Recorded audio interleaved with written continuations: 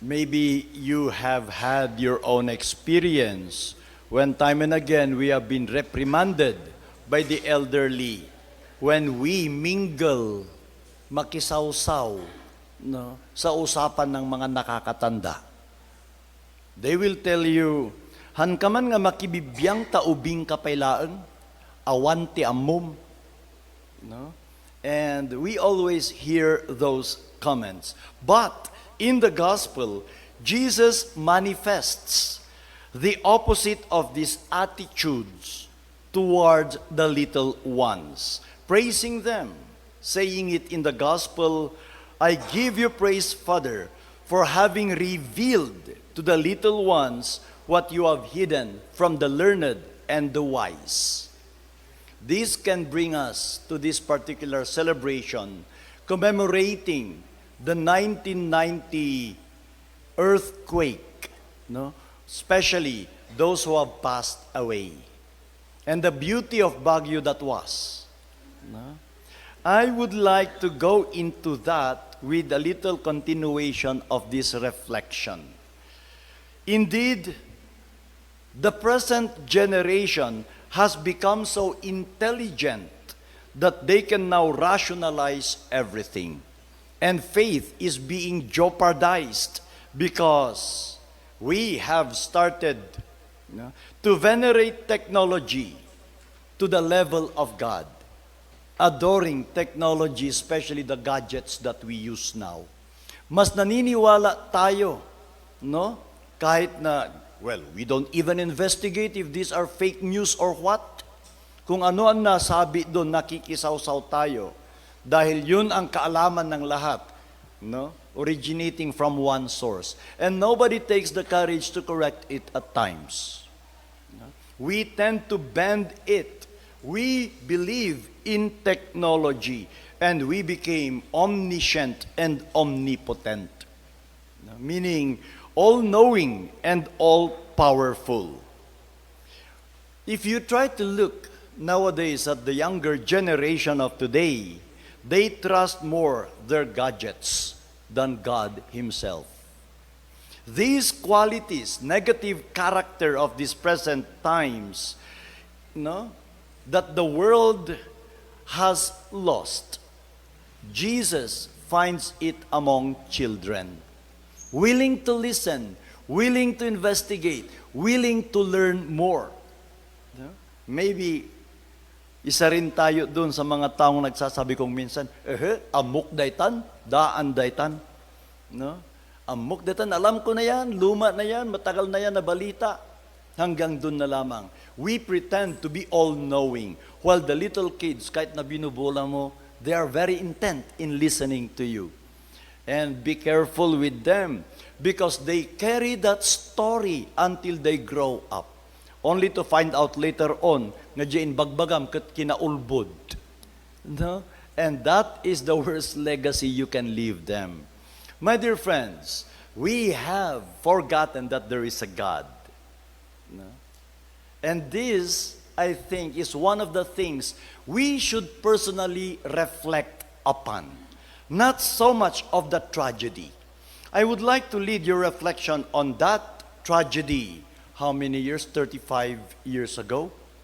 No, 35 years ago. Siguro some of you here were not yet born during that time.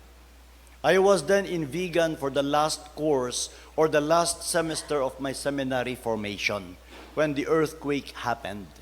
No, but after 2 weeks, we came over to Baguio to bring some relief. And I saw personally the lamentation of the city of Baguio. Nagrigat iti saad na nga minsan it's so horrible to remember it. But it guides us, my dear friends, to put more essence into the February celebration of the city of Baguio, the Panagbenga. It loses its meaning if we won't look back to 1990. No? Well, first, God did not punish us during that time. No?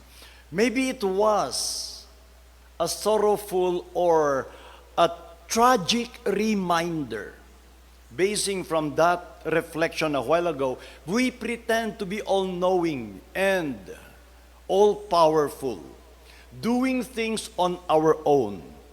Nalabit nga kuna niya po Diyos ni aguray kayuman. No? Only siguro to deliver a message that the efforts, the power, the energy of the human being is limited. Kitakman no pagpatinggaan tilaing you. And that happened. I always share this, my dear friends, to inyanaga na dagito yung tagadagiti pasyente. I am now the chaplain of Baguio General Hospital. And I always share this. It is not a punishment of God, but simply to remind us na may hangganan ng ating kakayahan. Sometimes the Lord allows us to hit our rock bottom, na ikay sagad na wala ka nang iisipin pa kundi, Lord, Diyos ko, pagod na ako, bahala ka na. We give God the opportunity to take part of us. No? And if only we give Him the chance to operate in us, things will happen. No? Kitakman na pagpatinggan tilaing mo, sa kantumat lang kumamang kenkwana when we hit the rock bottom. Let us not wait for another earthquake before we remember Him. Kung kunak after my ordination, well, I'm just grateful to that earthquake. Rinakrak na a lot of cracks in the parish where I belong, where I got ordained. No? July 16 of 1990, the earthquake came. I was about to be ordained on December of the same year, so they have to rush the church. So nga nailipas piman ya simbahan, ijayak na ordainan kat. Thank you, kunak mata. Ngam, let us always be grateful. No. I could have been one of the victims. It could have been you. We don't even have the credentials to be exempted from the tragedy. No? Walang utang na loob ang Panginoon sa atin para tayo'y ihiwalay sa mga nabiktima. It is by God's grace. This is what I always do to myself, and I still hold on to it as a covenant with my God. I saw how tragic life was during my years of alcoholism. No? But it was Him who pulled me out of that. And I have to forge a covenant never again. I don't want to go back to hell. I don't want to go back to that tragedy. My dear friends, let us not allow another killer quake to happen. Let us learn the lessons of the past. Si Doy, nagkankanayak manen.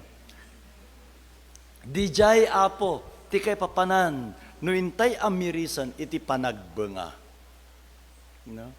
After the earthquake, in order to gather people together, to be strengthened again, it came first was the adivay, an Ibaloy term for lang-lang-ay in Bontoc is lang-lang-ay, to rejoice. How can you rejoice with all the rubbles around you?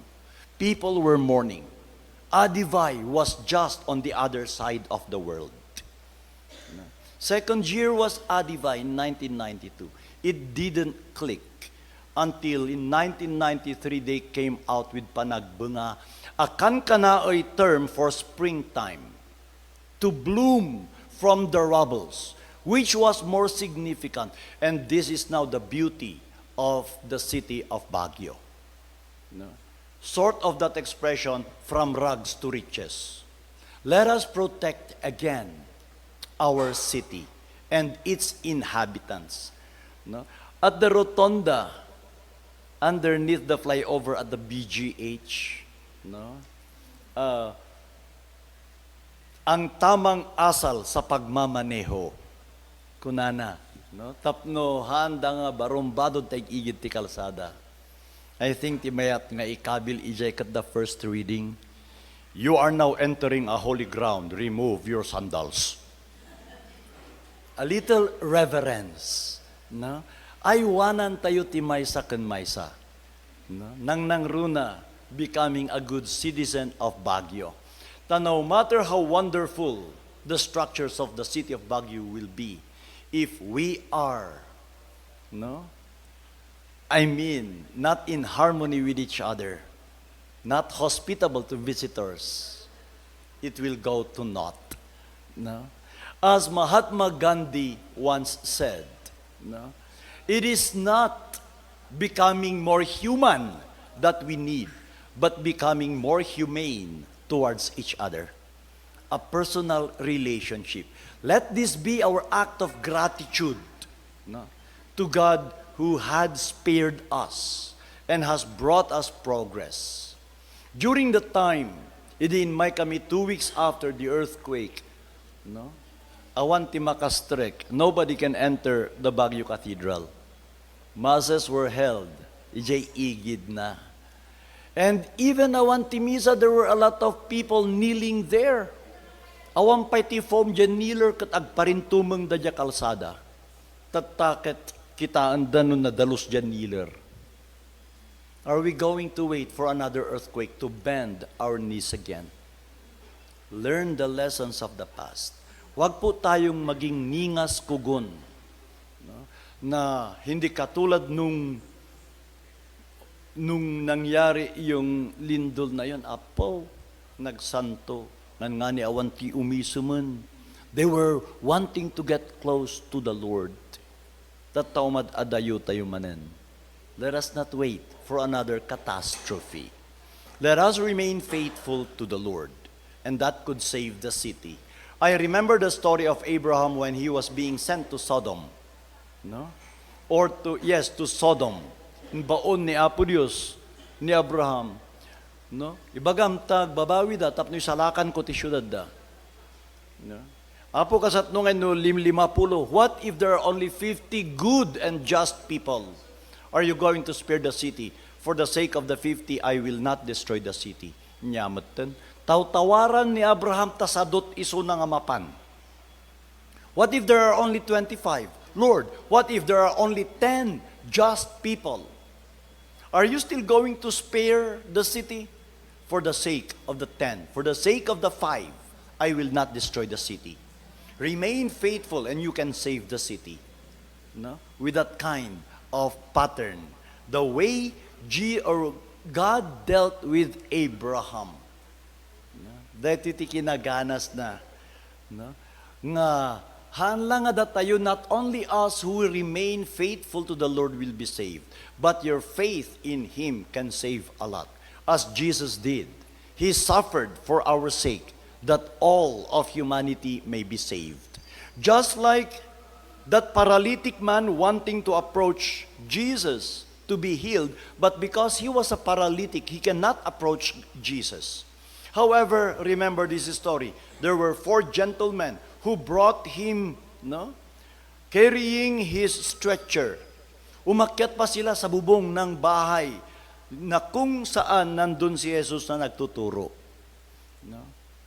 And there was nothing that could hinder them because of their love and compassion for the paralytic. Iniakyat yung paralitiko. Binutasan yung bubong ng bahay ng may bahay na hindi naman nila bahay. Dahil tati kinaturidda. No? Just to assist somebody. By amon deta dayaw. No? And then ipinababa siya sa harap ni Jesus. Remember the words of Jesus.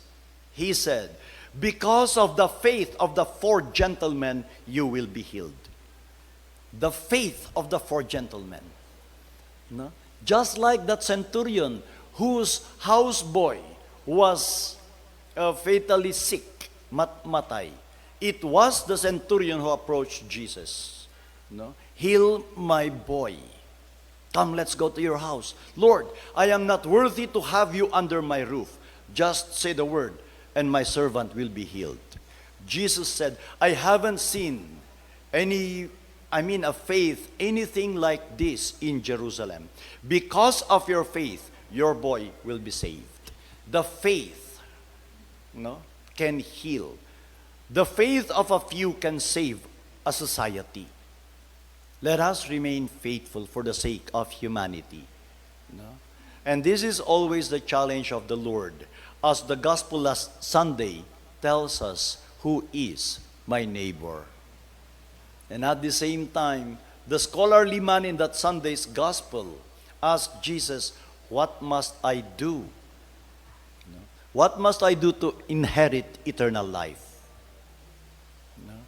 Then Jesus narrated the parable of the Good Samaritan and said to that scholarly man, "Go and do the same. Likewise with us. Let our faith bloom. Manbunga kumas pamatitakon siya. And that faith, as it blooms, may bear fruit, fruit that will nourish others." Let us never forget that tragic incident, no? That we can survive with God's grace. Let us just do our part. Take care of each other. Figuratively, a lot are having a lot of earthquakes being experienced, that their faith are being shaken. Assist them. No? We are all in this together, so let us work as one like never before.